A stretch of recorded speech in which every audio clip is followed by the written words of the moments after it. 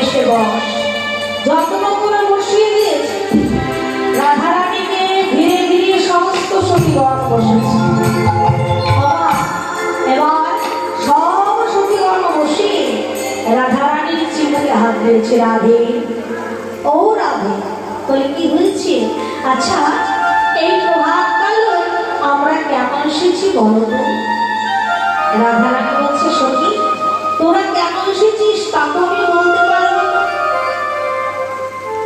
সখীরা বলে, রায়, আমরা প্রভাত কালে এসেছি তোমার কাছে হরি কথা কৃষ্ণ কথা শুনবো বলে। কেন জানো? তুমি হচ্ছ হরি প্রিয়া, কৃষ্ণ প্রিয়া। তাই তোমার বধূর সঙ্গে যে রসবিলাসে কাটানো সময়, ওই হরি